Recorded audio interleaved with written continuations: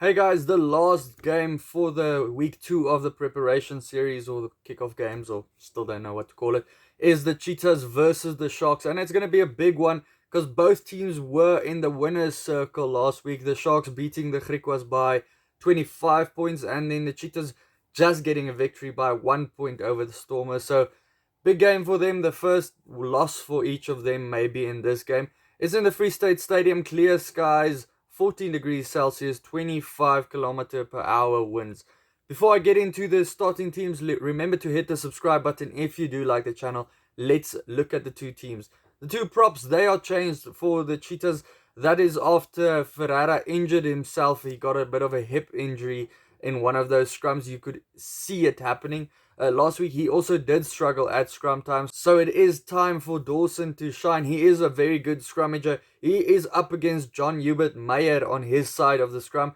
In for Kumbarai. Kumbarai did struggle at scrum time last week as well. So the Sharks also improving their scrum a little bit. So scrum battle, I think, is going to be good as well because Mona has been scrumming well. Mchunu also brilliant scrumming so far this year for the Cheetahs. So I think it's going to be a big one. Kieran van Vieren, the preferred hooker for the Sharks, probably the best hooker they do have.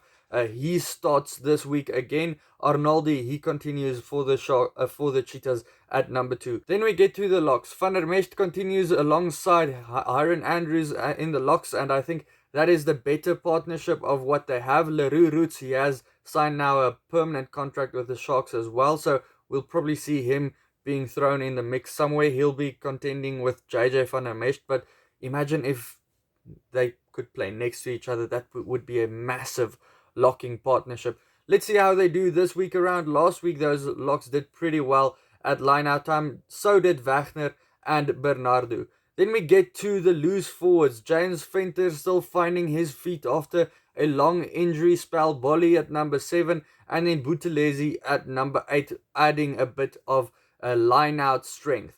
Then we get to Mtila at number 6, George Cronje at number 7.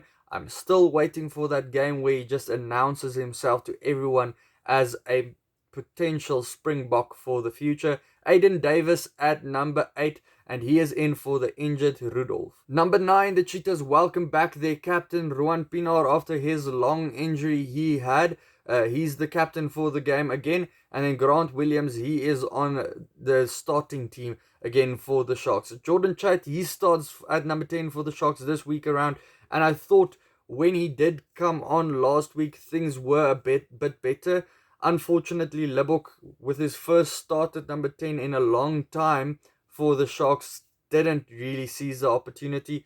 Attack-wise, they weren't really getting the ball really well. They were passing behind the guys' backs, and you could see he was feeling the pressure at number 10. When Chait came on, it was a bit better as well. Lebok also struggled under the high ball as well. Then we get Reinhard Fortuin continuing at number 10, and this is now his learning time between Pinar and Frans Steyn, the youngster. Murray Koster, he was brilliant last week. A very like-for-like replacement for a guy like Esterhuizen, a hard runner with the ball. You saw him picking up a couple of gaps in the latter stages of the game when it pulled open against the Griquas, when the guys kind of got their partnerships going as well, and that yellow card against the Griquas. Frans Steyn, he will continue with that big boot of his to just slot over penalties right, left, right, and center. Dries Swanepoel, he comes in at number 13 for the Cheetahs, and then Jeremy Ward continues as the captain for the Sharks.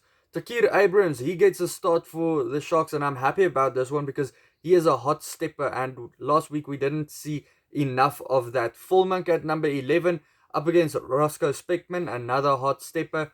What a game he had last week. I think he scored a hat-trick, and after that bump he got, where he's still probably searching for his glasses, he really just improved his whole game and just obliterated the whole game for the poor Stormers there. Malcolm Yard, he's back from his injury as well. Clayton Blommetjies at number 15. Probably last week was one of his best performances we've seen in about a year. Apelele Fasi at number 15 for the Sharks.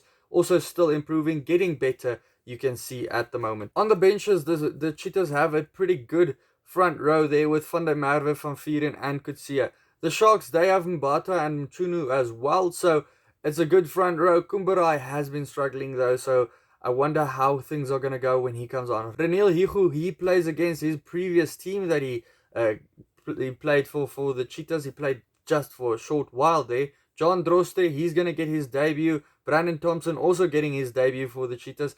It's going to be a big game because he's probably going forward going to be the starting 10 for the Cheetahs, being about 25 years old. I think he's probably the starting number 10 they are looking at. Jaden Hendrikse, the game also improved a lot when the Sharks brought him on. Libbok is on the bench along with Werner Kok, who was very impressive at number 13 when he switched from the wing to 13, and then the game just got alive as well.